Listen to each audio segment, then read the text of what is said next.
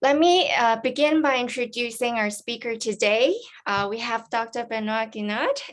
He is an associate professor at the University of Hong Kong School of Biological Science.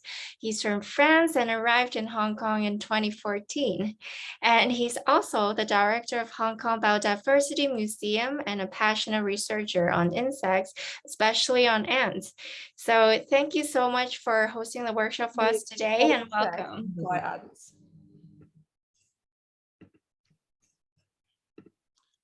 Thank you very much for your introduction and for inviting me. Of course, it's a real pleasure to be here today.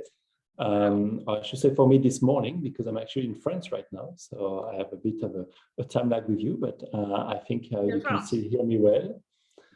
So, okay, so maybe let's start and let me start sharing the screen. So you will see that very quick, we're going to need a pen and a paper.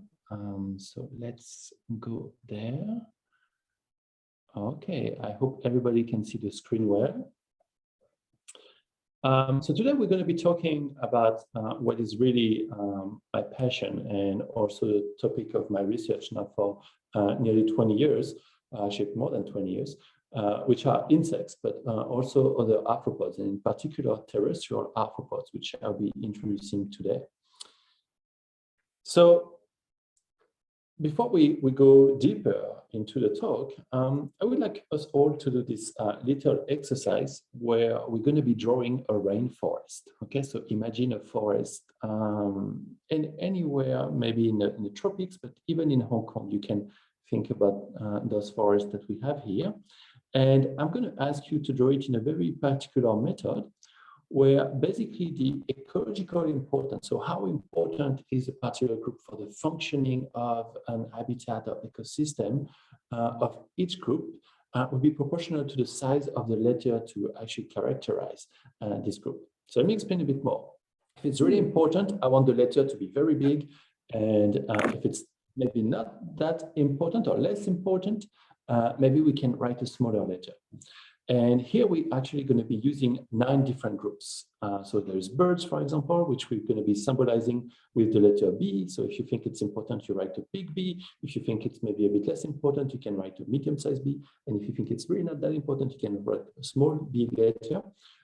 We have the fungi, so the mushroom and all the other one, the plants, the earthworm, the mammals, the reptiles, the frogs, the insects, and the spiders. Of course, there are many, many other creatures in ecosystems, but for now, we're going to be focusing on those 9 little groups. So again, remember, if you think it's really important one, you write a big letter. If you think it's not that important one, ecologically speaking, you can write a smaller letter. So you can all do that, and it'd be great, actually, if you could show me the results for some of you. If some people want to volunteer and say, this is my 9 groups and how I think it is organized in a rainforest. So I'm giving you a few seconds maybe to do that. You don't have to think too much. You can also just go intuitively. Can I please clarify with you? Do you want me to draw like the actual, for example, birds, or do you just want me to put the letter on it? Just the letter B. Just the letter. Okay. So letter B for birds, G for fungi, sorry, because the F was already taken by the frogs.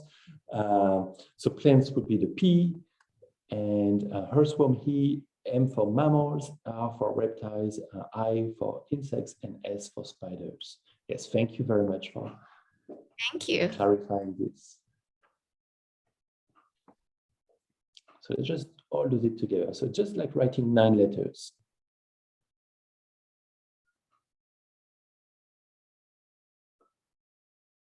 Let's see if I have some people here who already have all those letters written or drawn on the piece of paper.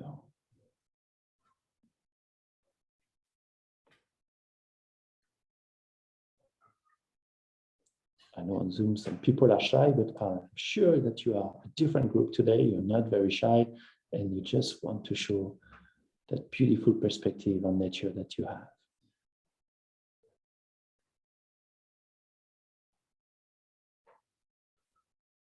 Okay, so I'm maybe giving you like 10 more seconds, and then we can go for it. So 9, 8, 7, 6, 5, 4, 3, 2, 1. All right, show me your beautiful forest.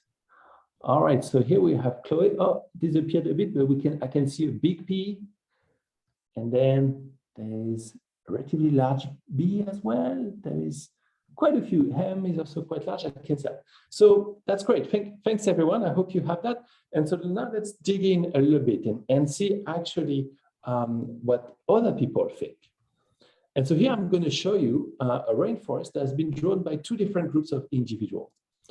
And before I tell you which is which, let's have a look. And in this case, they haven't made the simplified way as I just showed you, but they actually drawn the actual organisms, okay, the different animals and plants here.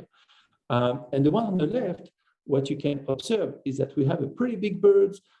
We have big mammals, which are represented by some, probably what is a jaguar. We have some large reptiles as well. Of course, we have old background that is plants and trees here in particular. And then we have kind of a larger butterfly or moth, maybe. And then we have some, probably what is some ants and on the ground. There's a little bit of earthworm you can see just sticking out its head from the ground. And then probably what looks like a spider or maybe a mite, who knows. So there are a lot of things here that we can observe. But then if we look at the one on the right, oh, sorry, there's my daughter that comes and says hello. Okay, so she's 4 years old as well. And if you can see here on the right, you actually have quite a different representation. So let's have a look at what's in common. What's really in common is the forest. We have those trees that are big on the background. But then if we look what's actually bigger after that, it's not a mammal, it's not a bird here, but it's an ant. Okay, so that's actually a very large ant that is kind of climbing up almost to the entire canopy of the trees. And then we can see we also have another large insect, which is represented by a moth here, or maybe a butterfly. And then we have also a large earthworm. And then we can see that the vertebrates, like the birds, the mammals, the reptiles, and the frogs, are much smaller in this case. So let's try to understand where those drawings are actually coming from. And those were actually published in a studies that was published now almost 15 years ago. But this group of researchers asked primary school children what was their view on the rainforest and what they thought was ecologically important. And then they did the same thing, but this time they asked scientists, so people who dedicated their life to the study of biodiversity and ecology. And so you can see that as you probably get more and more knowledge, your perception of what is really playing a lot of roles in ecosystems tend to shift quite a bit. You still consider that plants are very important because they are so massive, we actually perceive that. But you can see that when it comes to animals, we are not so much focused anymore on the size that they may have, usually mammals and birds and those other vertebrates having large size, so they kind of also relate to us. But we tend to understand that small things are the things that really matters. And that's a kind of view that I would like to bring you today. So maybe your drawings was more like the one on the left. And I hope that after that talk, you might think more like on the drawing on the right. So that's the journey we're going to try to take today. So again, not the importance of arthropods here, which is specifically what we'll be looking at. So today together, we're going to explore the world of insects and other arthropods and understand why they are so important. And first of all, I need to introduce who are the arthropods, okay? Because I'm going to be using that terms quite a lot, so I don't want you to have a misconception about it. And first, let's start with the arachnids, okay? So those are spiders and all their relatives, and later on, I'm going to actually present those in more detail. And that's a group that currently has about 112,000 species described, okay? So I insist on that word described, and again, I'm going to explain why I'm doing this now. Then we have this other group, the myriapods, which have about 16,000 species, so quite a large one as well. And then we have the insects. So the insects have over 1.1 million species described. This is actually the most diverse group of eukaryotic organisms, so meaning that anything but bacteria. Bacteria, we actually don't have a real census of how many species do exist. And then we have the crustaceans, which, as you probably know, as the crabs and relative, which have about 67,000 species described. Now, if we look at them, we have three groups that basically are mainly terrestrial. So that's the arachnids, the myriapods, and insects, meaning you will find them on lands. And the crustacean on the other side, they are mainly marines, although there are a few freshwater or a few terrestrial crabs as well, or other crustaceans. So now if we think about, we know the arthropods, what they are, but what is their global importance in terms of biodiversity, so the species richness, so relative to all the other groups, but also in terms of abundance, their biomass, like how heavy and what is the weight that they represent. So first, let's start with the overall representation of species richness. So how many species of arthropods and what is their contribution?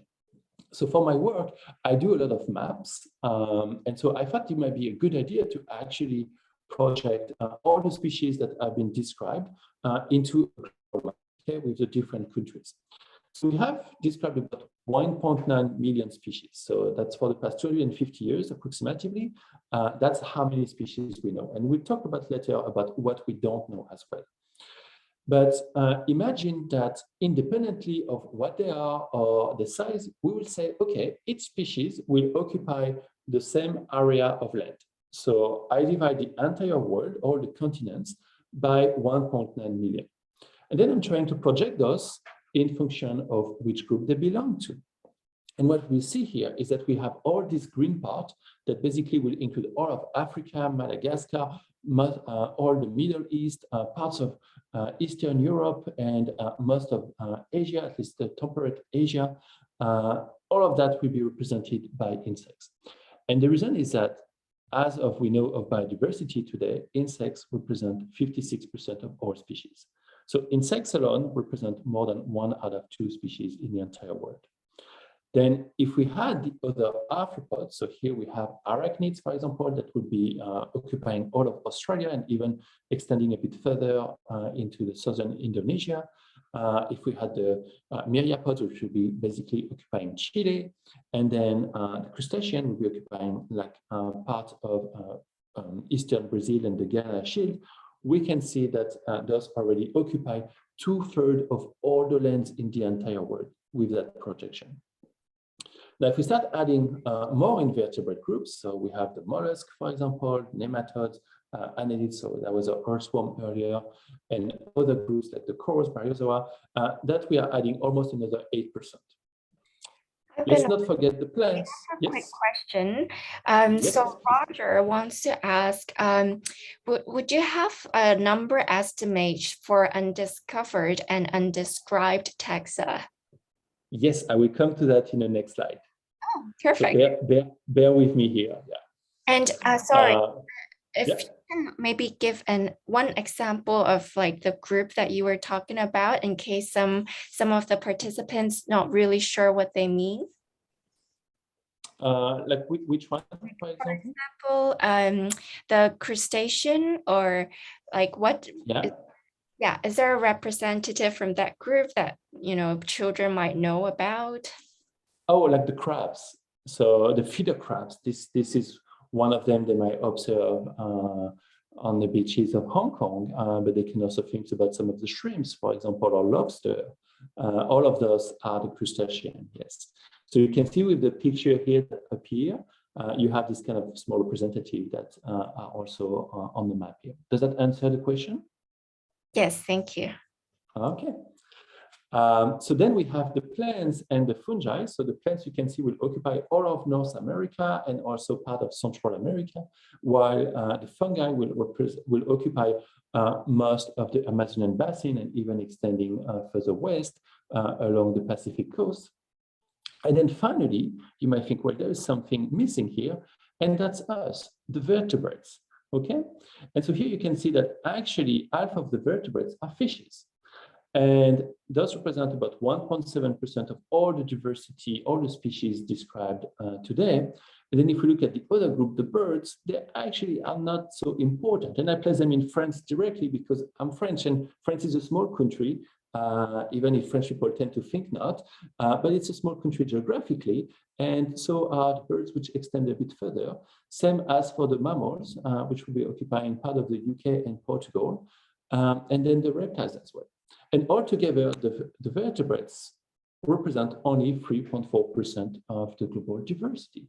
So we can, maybe you can agree with me or maybe not, that it's a relatively small fraction of the entire biodiversity. Now, you were asking me about what we don't know. And so this is what I want to introduce here. So here we have the different groups. So again, you have those different icons representing those different groups. So we can see the insects with the beetle here, the plants with the tree, then the arachnid with a tarantula here. And the numbers are the number of species that are currently described. But then people have tried to estimate how many species are actually undescribed. And for some groups, we have relatively wide range. So you can see if we look at the first row with insects, we estimate that about 5 million species might still exist on the planet, okay? So, and the range goes to 2 to 30 million. I think most of people now agree around that 5 to 6 million bracket. But what that means is that if we know about 1 million today, and there's 5 million that may exist, that actually means that 80% of all the species are still unknown at this point when we talk about insects. And we have only described about 20% of the species on the planet. Now, if we get a bigger picture of that, we can compare a few things. And we see that for some groups that here are indicated with that green check mark, that some of them are relatively well known. So if you look at plants, for example, we estimate that about 80% of the species are known, which of course we can do better, but it's still reasonably good. Same thing with the fish, about 82%. Some of those other groups, like the mammals, for example, we estimate like it's almost 100%. Well, once in a while you have a new species of mammal being described, but overall it's not going to completely change the way we understand the diversity of mammals today. Same thing with birds or with reptiles, for example. Now, there are some other groups that for which we do not so well. It's not that bad, but we could do definitely much better. So those are the mollusks, for example, so the snails, the crustacean with the crabs, the annelids, that was an earthworm earlier, but also here we find one group of vertebrates, which are the amphibians. And so for all of them, we know maybe about 40 to 60, 70% of them. So there's definitely some more efforts to do. And then finally, we have those groups for which clearly we don't know much at all. And usually it's like 20% of less. So look for insects that I was presenting earlier, but some of the groups like the fungi, so the mushrooms, for example, and the relative, we estimate that we know only about 5% of them.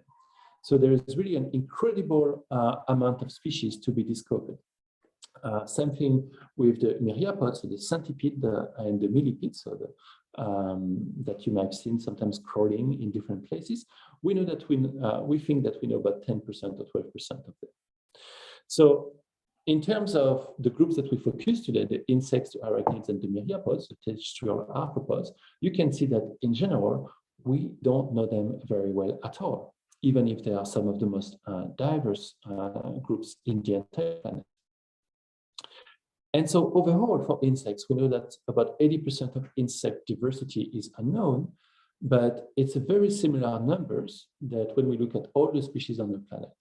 So as of today, in 2022, where we are thinking about exploring to discover new life on other planets and spending a huge amount of money for that endeavor, we actually don't know more than 20% of the life on this planet.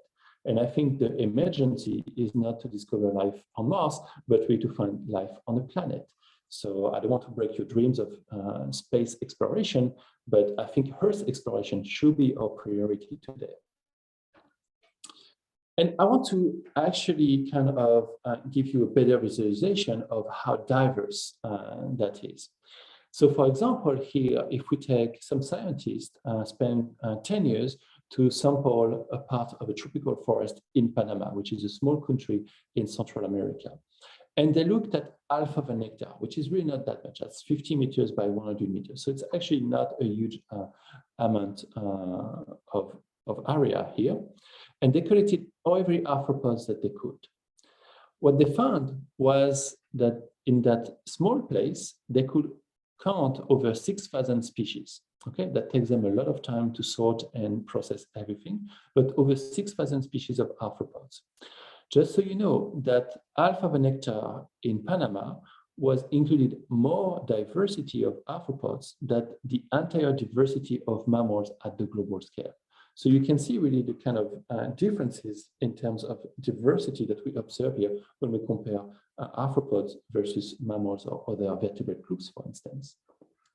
But all of that was representing 130,000 individuals, which we can agree is a considerable amount of individuals, but probably they didn't get everything there. They're probably just a sample actually of those.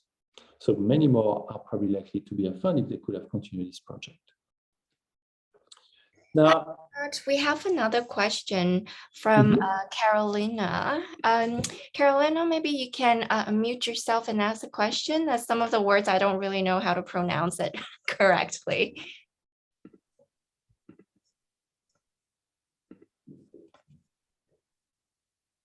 Hi, Carolina.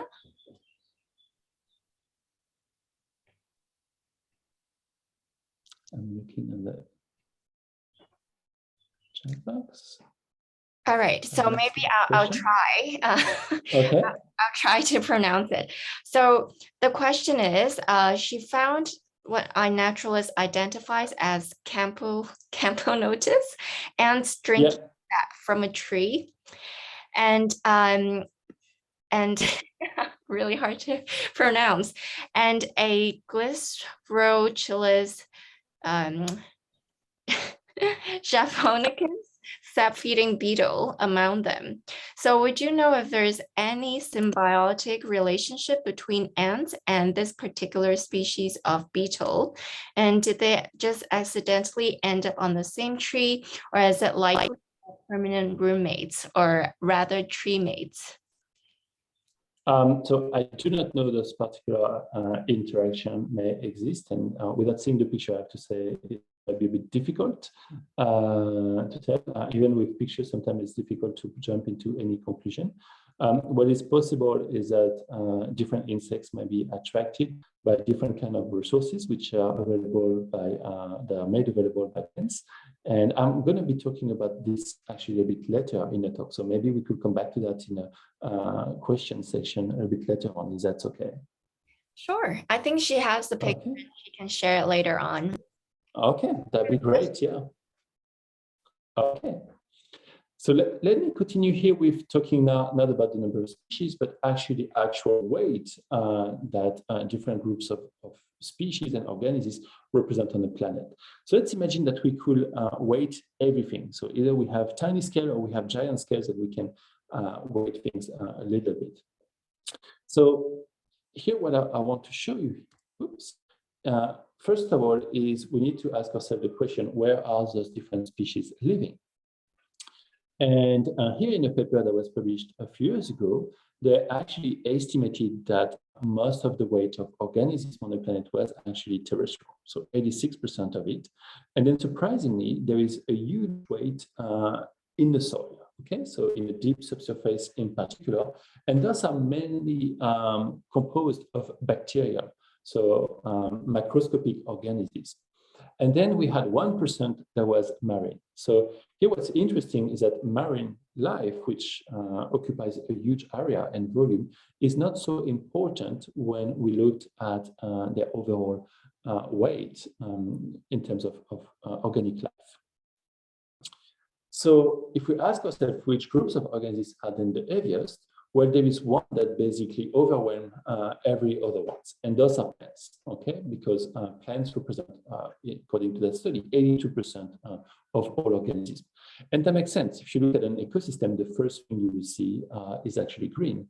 And now we can debate if all the parts of the plant should be counted or not, but nonetheless, those are the ones producing the most organic matter. Then we have the bacteria, which we do not see, but not being seen doesn't mean it's not important. And that represents about 16%. And then the fungi. And then you might think, wait a second, here you're not talking about any animals. Well, if you look at that figure here on the left, you can see that animals actually represent only 0.4% of the entire biomass on the planet. So this is quite negligible, at least we can think of it that way. But let's focus on it because that's what interests us today. And if we look at them, we find that arthropods represent 50% of that biomass. So all the rest you can see is actually composed of other groups. And if we focus on wild birds and mammals, which we often tend to do because those are the ones that are the largest one, they represent only 0.35% of the animals. So it's, again, not a really huge number overall. Okay, so now let me talk about arthropods more specifically, that you have the context in where they actually evolve and live. So if we go back in time and start looking at arthropods actually start emerging, we can find that arachnids are dated at about 520 million years old. Okay, so that's a very long time. Insects actually arose a little bit later, around 480 million years. And those are estimates. Okay, I'm not going to go into the detail of how those are produced, but what we can know sometimes is with the fossils. When you have fossils and you can date those fossils, we can tell for sure that this is the lower limit that we have. And for insects, that limit is at 412 million, which is definitely super old. And then if we actually fast forward a little bit in time, we will find that we have the first fossil winged insects, so the insects able to fly, and I'm going to be talking about that later on, that arise at 324 million years old. Now, for comparison, I just placed the dinosaur that you can see here, which actually originated and lived until they go extinct about 65 million years ago, much later than the first insects and other arthropods appeared. Again, for comparison, the first mammals actually arose like much more recently, 200 million years. And for us humans, we're actually a very young species with first origin at about 6 million years old.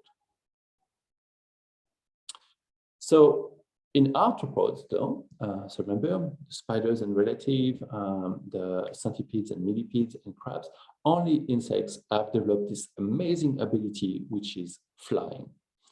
And that's very important because that's what has given insects such an incredible advantage over many other forms of life, as they could move more easily in the environment, they could find their resources, they could become useful for plants, for example, but they could also find mates and do all kinds of other things and access habitats that other species could not.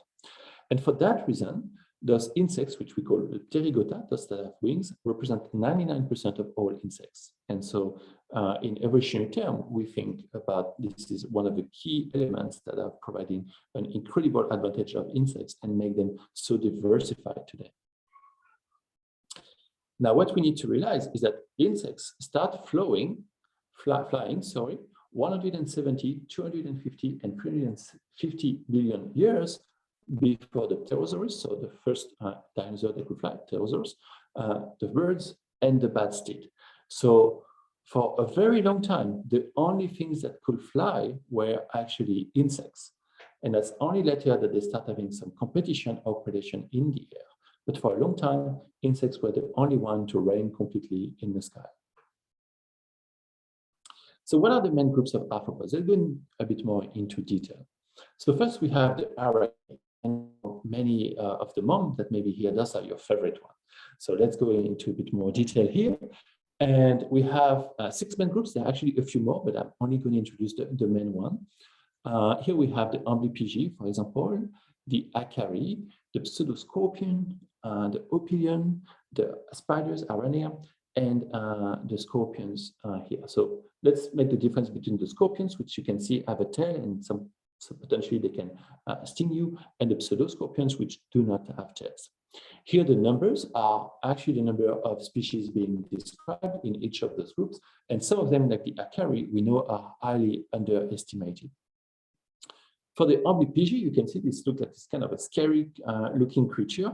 And if you've seen the Harry Potter, you might recognize Ron here that is very scared of this huge amblypygi. They are actually very docile and completely harmless to you. So there is no reason to be scared if you ever see one or even if you have one on you. So don't worry. Same thing for the pseudoscorpion, which maybe on that picture look quite large. They're actually very tiny creature that lives in the leaf litter, and most of them are 5 millimeter or less. So if you find them, you can manipulate them. They're quite cute. Personally, I find them this way, and you can just enjoy seeing them living. Now, if we look at the Myriapoda, so that has mainly two groups, the Chilopoda, which are the centipedes, which have about 3,000 species, and the Diplopoda, the millipedes, which are about 8,000 species. Now, I would say if you don't know them very well, it's probably best not to try to catch them.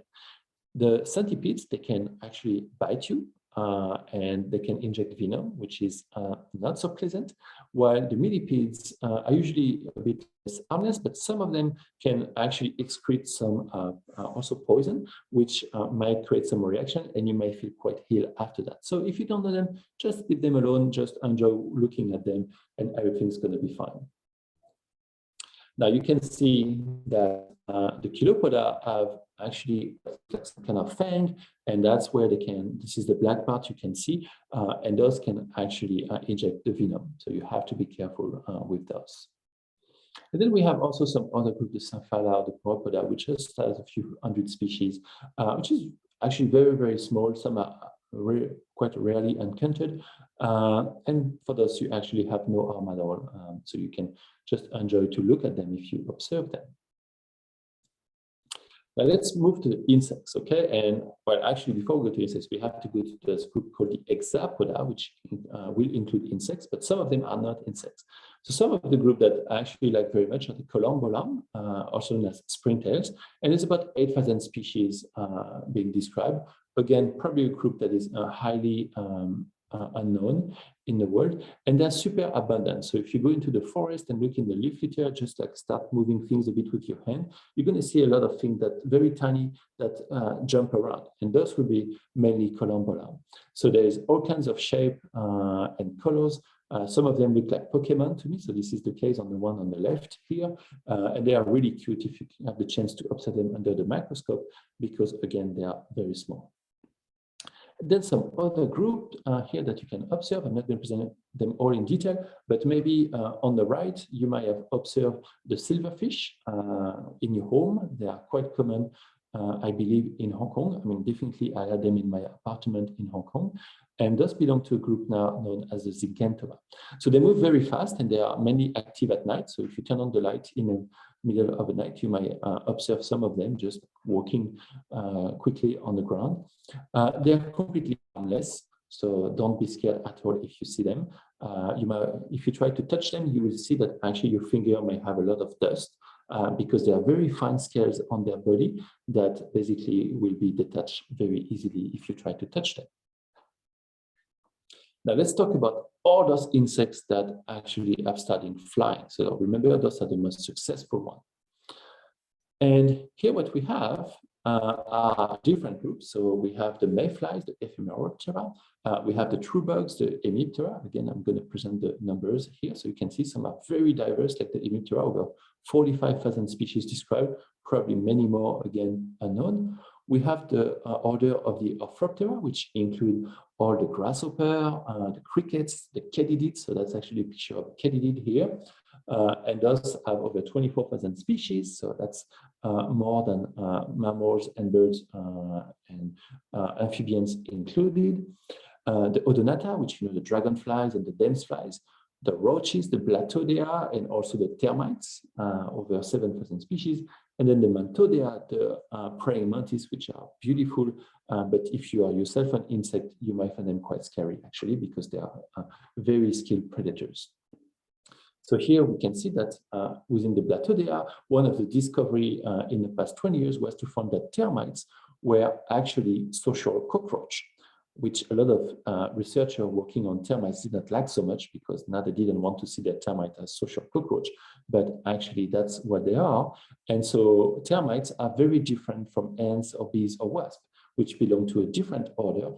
And many people tend to think that they are related to ants, but they are not at all. They're actually related, again, to cockroach. We also have some incredible Insects, if you look at the hives, for example, in the Odonata or in the mayflies, those are absolutely gorgeous. So now we have more and more tools to look at them with this beautiful picture with microscope or with macro camera, and we realize that there's this incredible diversity and beauty in insects as well. Now, let's go to the other groups of insects. Again, I don't present all of them, but just some of the main ones. And those here on this page are really the big four. And the reason for that is because they have an incredible diversity of species. So let me start with the Lepidoptera. And maybe you might think about butterflies, but actually Lepidoptera are 90% composed of moths. So moths are really the most diverse group within Lepidoptera, and butterflies are just a subgroup of diurnal Lepidoptera, if I can say. So 160,000 species described so far. As you can see, it's a huge diversity. The Diptera, so the flies that you probably know, and maybe do not, and maybe some of you do not enjoy them, but they are extremely diverse and extremely important in ecosystems. 150,000 species now currently described. This is one of the groups that probably has a huge potential for discovery of new species. So if you want to discover new species, definitely flies will be one of the best groups to focus on. The beetles, the Coleoptera, the most diverse group by far, at least as we know it today, and incredibly diverse in terms of species, but in terms of all the different ecology that they present. The beetles pretty much eat anything on the planet, at least on terrestrial land, that they can find. And then finally, we have the Hymenoptera, which will include several main groups that you may know as the wasp, the bees, the ants, the bumblebees, etc. So quite a diverse group, but many of them are actually either relying on plants or many are predators or have other strategies as well to survive. So 130,000 species known so far, probably one of the group as well that has a lot to be discovered. Okay, so now let's ask ourselves, why are they so important? Why are arthropods so important? Well, one of the things you can see from that picture is clearly by pollination, and I will come back to that just right now. 86% of the species that are pollinated by animals. So by animals doesn't mean that all pollinated by insects, but the vast majority nonetheless are pollinated by insects. And we estimate that number to be even higher in tropical regions, up to 94%. There's plenty of reason for that. Why is it higher in tropical regions than others? If you want to know more, we could talk about it in the questions later on. What's also important for us as humans is that 75% of our cultivated crops are pollinated by insects. So that means that for our own food, we are relying directly on insects. If they come to go extinct, then that means that the diversity of food that we might have access to, or even the quantity of food, will become a real problem. And if we think about the annual benefits that they provide, you can see that in Hong Kong dollar, this is actually a huge amount every year. So now, when we talk about pollinators, the first thing that people comes to mind are honeybees. And that's true, honeybees are important and popular, but we should not forget that there's also tens of thousands of other insect species that belongs to the flies, to the beetles, to the Lepidoptera, to the thrips, which is another group, will contribute to pollination. And this is something that I would say we are learning more and more about, and sometimes it's very specific, so it takes a lot of research in particular to understand that.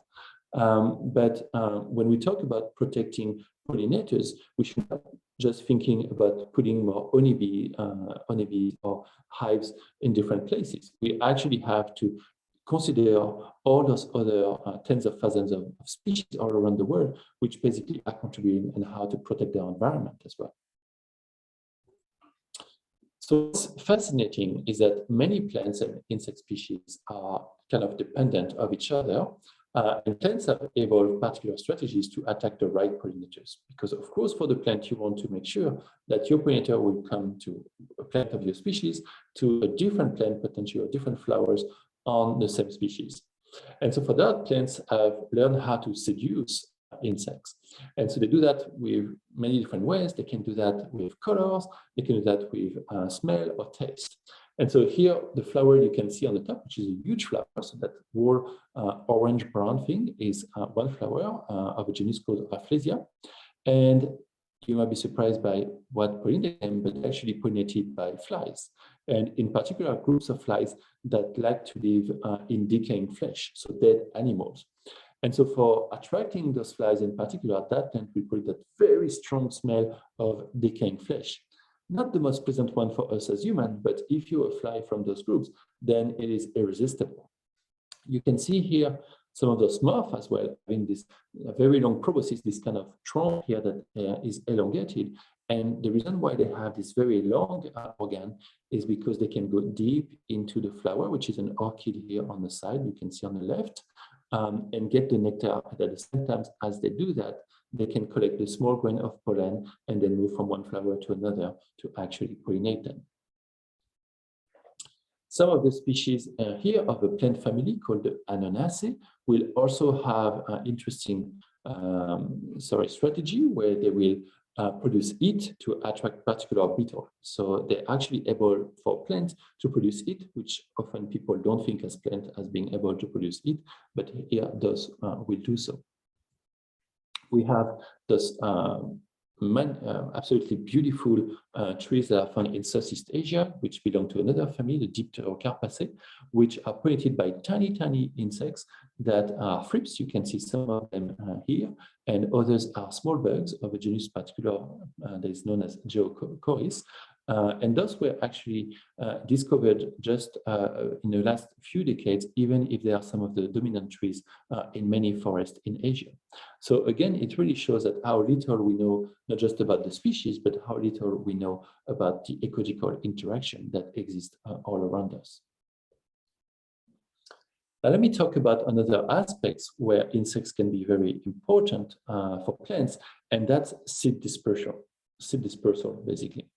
And here, this is one of my favorite group, ants, which will be contributing to the dispersal of over 13,000 plant species all around the world. So that's a significant amount. And the reason why it's interesting is why the ants are doing it and what is the benefit, or what are the benefits actually for the plants. And so by doing this dispersal, the ants will actually protect the seeds against desiccation and against fire. So we know, for example, that a lot of those dispersal mechanisms occur in areas that are very hot, very arid, like in desert or semi-desert, for example.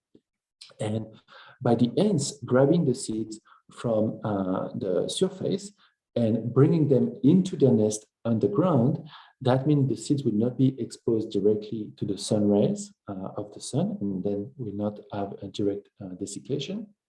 But also, some of those habitats have very frequent fire, and those are natural fires. And so when it burns, of course, the seed will burn as well and may not be able to germinate. But if they are just a few centimeters underground within the ant nest, then they will protect it and wait for the right time to germinate once there is a bit of water coming, for example. The dispersal by ants will also protect those seeds from predators, because if you have some rodents or birds that are coming to eat the seeds, they will only come on the ground. They're not going to go and start digging into the ant nest, because if they were to do so, they will be attacked by ants, and then they will not like this kind of interaction with the ants. But the ants also provide very good conditions for the plants to germinate, because their nest is actually very rich. There's a lot of nutrients, and there's a good level of humidity that the ants will maintain. So it's a perfect condition for the seed to germinate and create a new plant. So there's a lot of advantage here for the plants. But for the ants, what do they gain in that? Well, you can see this kind of whitish or yellowish part on the bottom picture. This is known as an eleosome. This is the botanical term for that particular organ.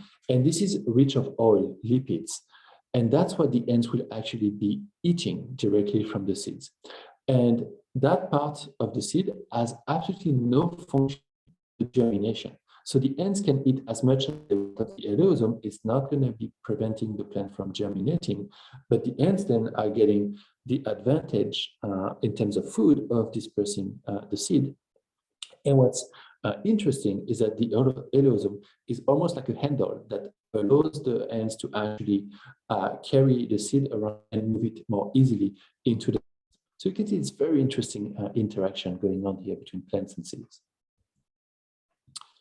Now, insects are, of course, also sometimes not so good for the plants. We have to look at both sides of the coin, and they will eat part of the plants. What is absolutely amazing is that they're not just sometimes eating all the leaves, for example, but only some parts of the leaves. You can see some of the miners in the bottom left here picture.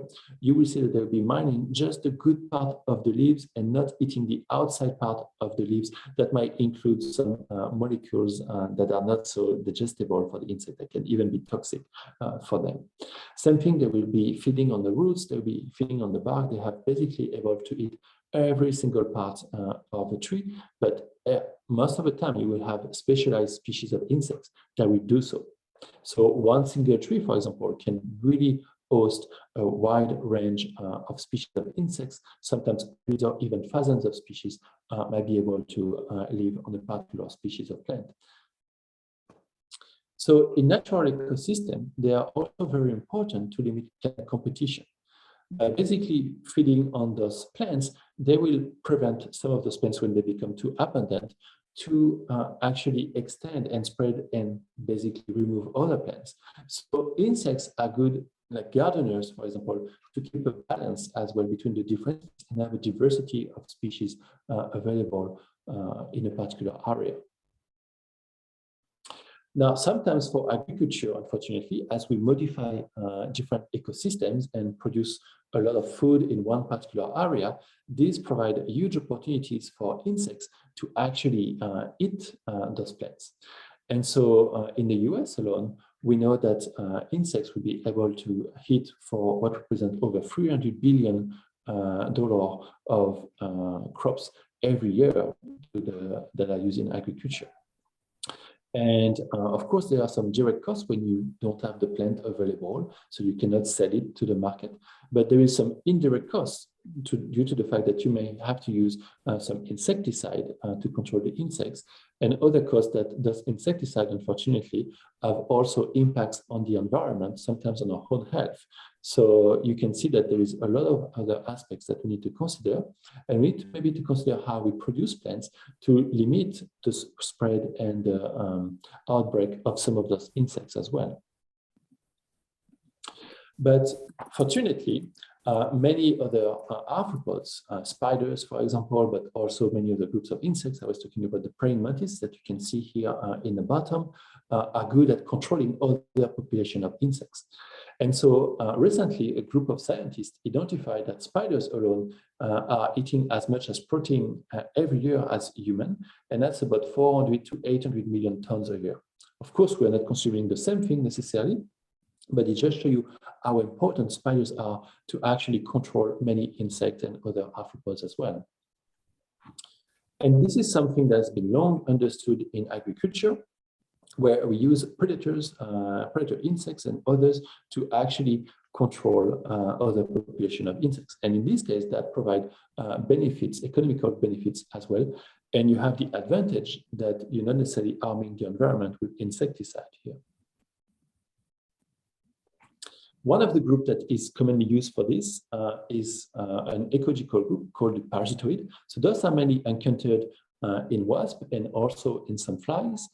And nowadays, we know it's about 240,000 species.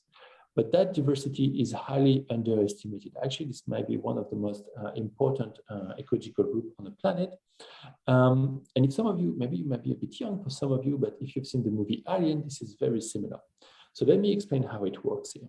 So we have a female wasp that basically will go around and try to find a potential host, another insects on which they can lay their eggs.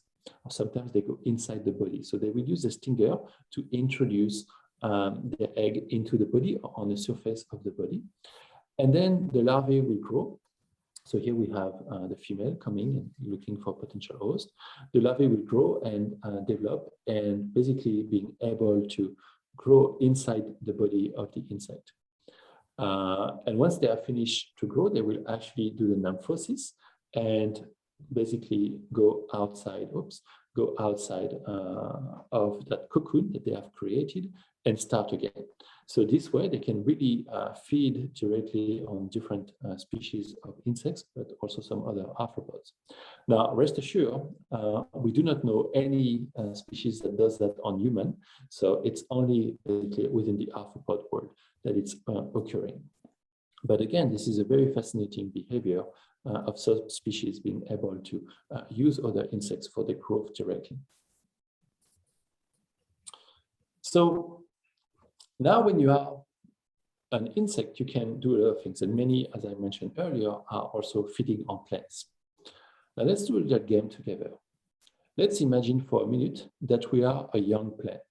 Okay, so we're not thinking like an animal, we're thinking of a plant. And as a plant, what we want is get access to those very nice sun rays coming from the sun, from the sky, which basically will allow us to grow. But the problem is that if I invest all my energy for growing, then I might be actually defenseless against potential insects that might try to hit me. And so I need to start thinking about how can I invest some energy to protect myself. And so that's why some plants, for example, have spines. This is why some will use some chemicals to actually deter other insects, for example. So that's the existential question of plants, growing or being protected. And so they need to really do that because there is competition from other plants. So you need to grow fast, otherwise other plants will have their canopy all over you, and then you cannot have the sun rays that you need to do the photosynthesis, you know, how the plants are growing by just transforming sunlight into the energy of sunlight into organic matter that they use for their growth and reproduction later on. But then again, you have this herbivores, so you need the protection. So you need to produce chemicals or mechanical protection like spines, for example. The problems is that defense are very costly. So if you invest all that energy, you can actually not grow so well. So how do you solve that? By being able to grow at minimum cost. And here's a solution that some plants have been very innovative with. It's the hire a bodyguard. And so here's a bodyguard. Okay, so clearly you understand that it's not an human I'm going to talk about. But the problem is that if you have a single bodyguard, and you have to patrol the entire plant, well, it's not very efficient because you can only be at one place at the same time. At the time you go to another place where maybe an insect is eating a leaf, it might not be so good to actually get there on time and protect the plant. So instead, you can, so that would be one bodyguard, for example, if you have a wasp being attracted. But instead, you can hire thousands of bodyguards. And here are my bodyguards coming. And those are a bit smaller, right? And this is what some plants are doing with ants. So that's my bodyguard in this case. It's called Pseudomyrmex. This is an ant species that live in Central and South America. But we have the equivalent also found here in Asia. And those ants will actually establish their nest into specialized part of the plant.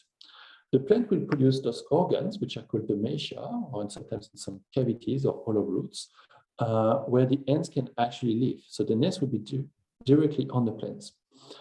And those nests will not just be in one place, but often they will be distributed all over. So this way, the plants ensure that there is protection that is well covered. And not only the plants will provide shelters, but they will also provide food. And this is important to basically attract sometimes the ants into the right parts of the plant that may be attacked. So this way the plant can manipulate the behavior of the ants. For example, if you have a leaf that is being attacked, we know now that the plant will maybe produce more sugar secretion into that part of the tree and those branches that are being attacked. So the ants will tend to go more there and patrol and basically remove insects that are over there.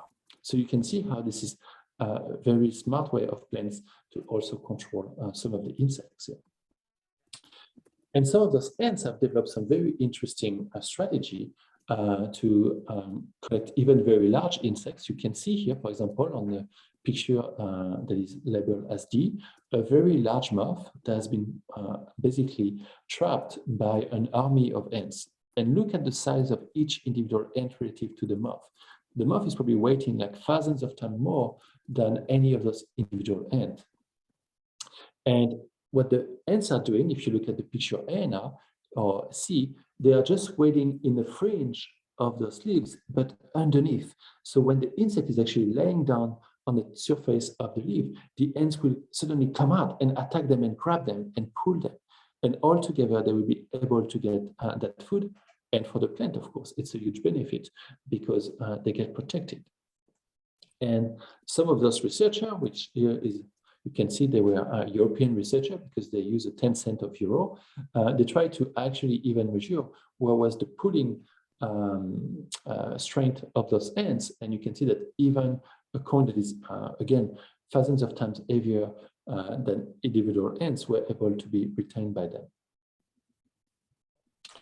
But sometimes ants go even further, where they will directly build traps. So we think about trap building as something very much like human related. Like if we think about those humans like hunting mammoth, for example, building traps under the ground and they were pushing them in there.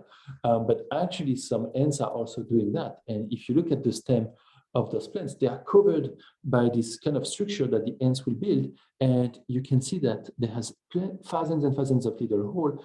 And in each of them, you have an ant waiting and for an insect to again lay down. And once the insect does that, the legs are being grabbed very quickly by the ants and they pull the insects until they can basically catch it and feed on it directly.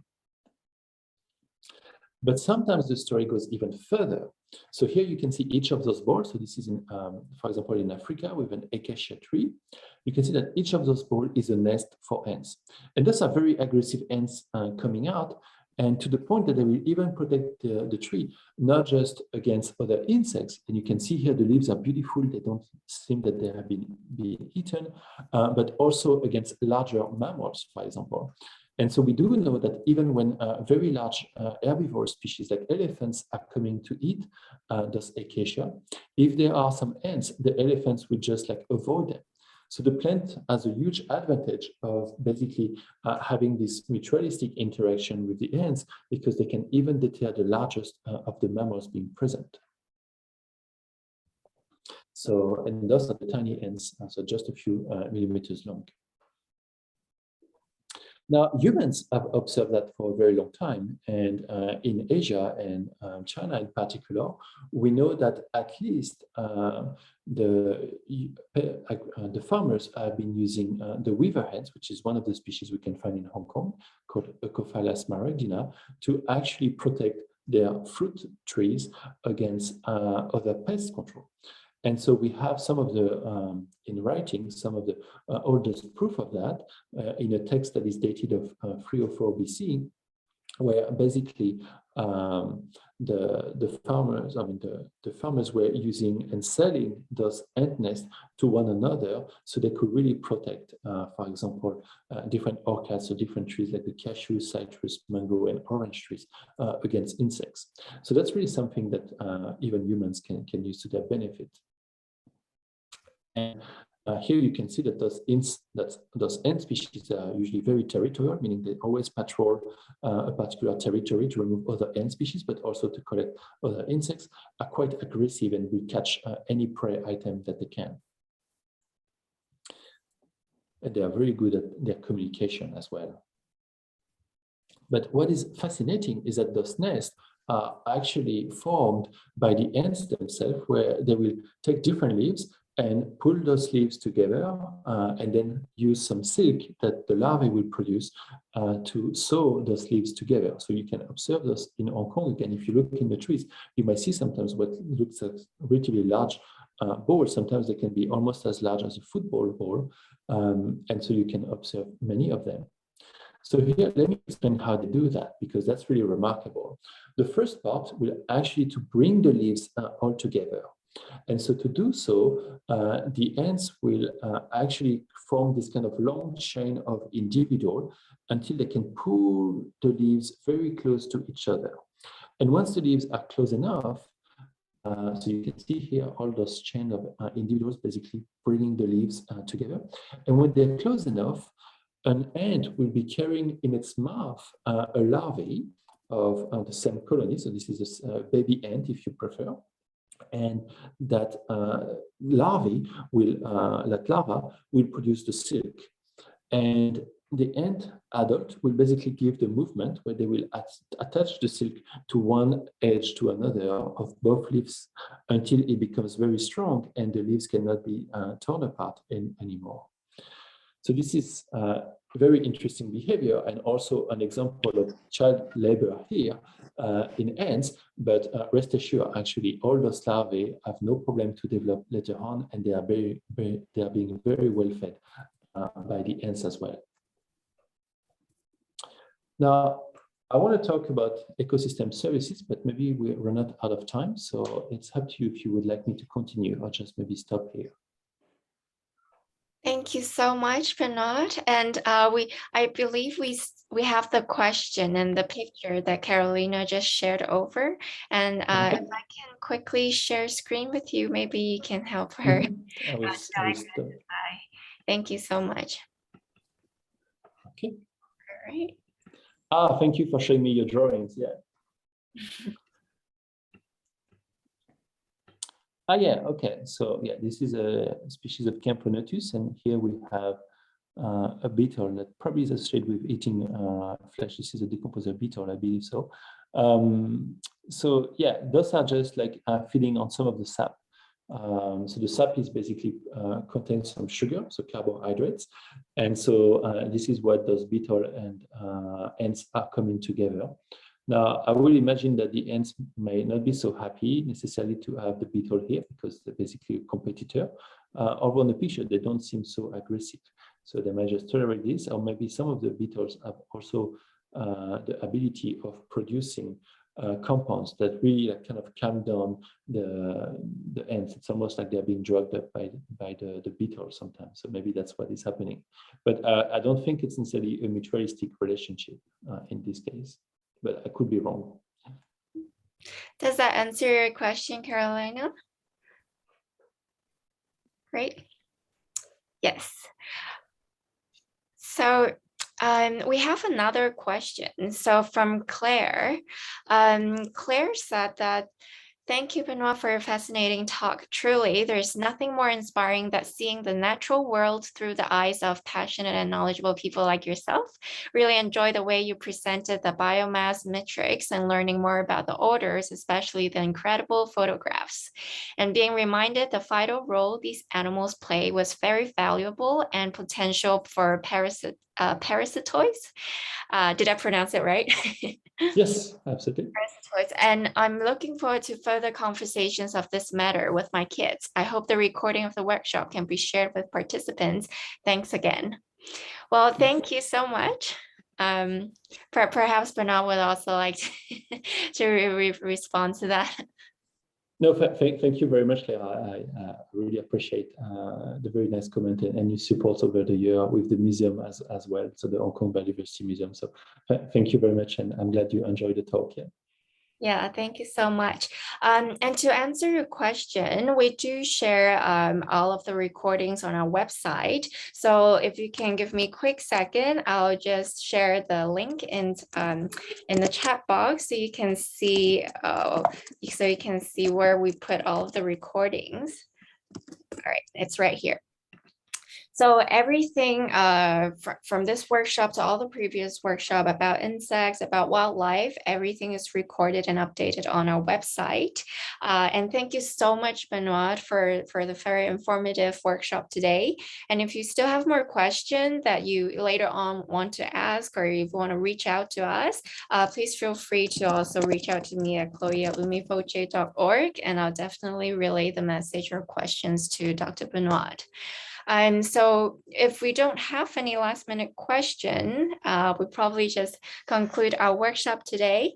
But before we leave, I would really like to share with you our Voices for the Planet online competition, which I also put in the chat box. It is our annual online competition, and we have a different theme each year. For this year, because it's about small and beautiful insects. We have a lot of wildlife experts like Dr. Benoit that held a lot of workshop for us. And we do it every year, starting from Valentine's Day till May 22nd, World Biodiversity Day. So each year we have different theme, and we really hope to see you submitting your artwork and sharing our workshop with more people. So thank you so much, Dr. Benoit, and thank you everybody for joining us today. Thank you. And if I can just add the last word, I talk about insects and arthropods today, but of course, all of the organisms are absolutely fascinating and deserve, I mean, each species would deserve a talk on its own right. If you want to learn more and you are in Hong Kong, I invite you to go to the Hong Kong Biodiversity Museum, which is open every Wednesday and Saturday. So I hope you get a chance to get there if you have not been there yet, and tell your friends and family as well about it. Thank you very much. Thank you. And the information is in chat box for links, and any question you have, please feel free to reach out to us. Thank you so much for joining us today. Bye-bye. Bye-bye.